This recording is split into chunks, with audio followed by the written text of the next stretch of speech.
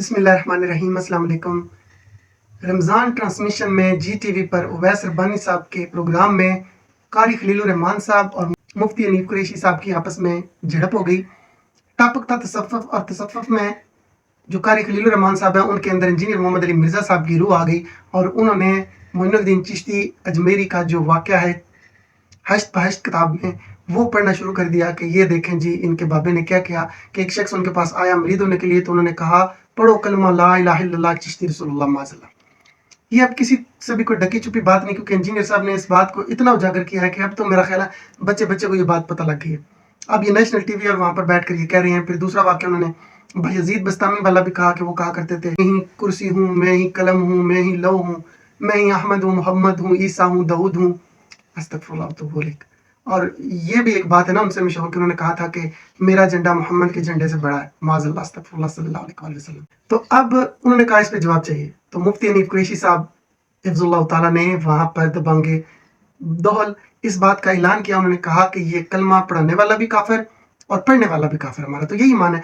और उन्होंने ये बात बताई कि देखिए आला हज़रत रहमतुल्लाह ने ये बात लिखी है फतावा रज़विया में कि अगर कोई शख्स खुद को रसूल कहे, नबी कहे, हत्ता कि ये कहे जिसका मतलब है पैगाम लाने वाला, कि मैं पैगाम लाने वाला हूँ, फारसी में पैगम्बर, तो वो भी काफिर है हमारे नज़दीक।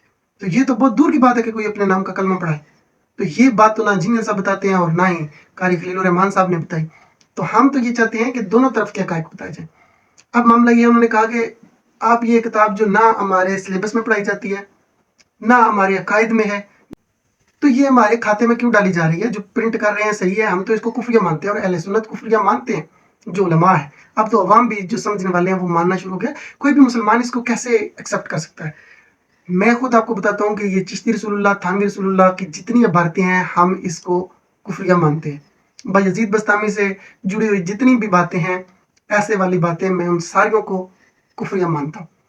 लेकिन इंजीनियर साहब के स्टूडेंट्स जो हैं उनसे भी इल्तमास है कि जो आका अलैहिस्सलाम को बगैर किसी सनद के, ना किताब में है किताबुल्लाह में, ना रसूलुल्लाह की किसी हदीस में है कि यहूदी आका अलैहिस्सलाम को कल का छोकरा कहा करते थे, मैं इसको भी कुफ्रिया मानता हूँ। इसको भी कोई हिम्मत है तो इंजीनियर साहब के स्टूडेंट्स सामने आए और इसको भी कुफ्रिया कहें।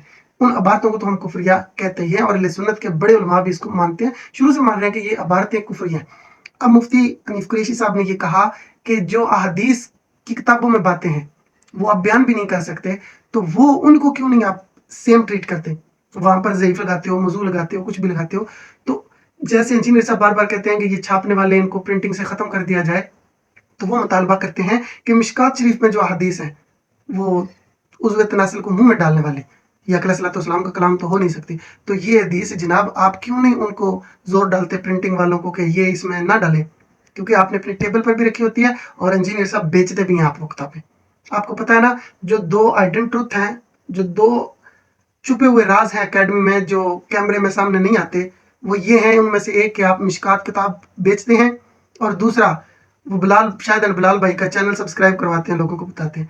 तो मतलब आप जो किताबें बेचते हैं, मिशकात शरीफ आपने कहा था जब मैं गया था कि मिशकात शरीफ, मैंने उसको कहा कि रेट नहीं बढ़ाना, तो उससे अच्छा खासा आपको भी तो मार्जिन आता है।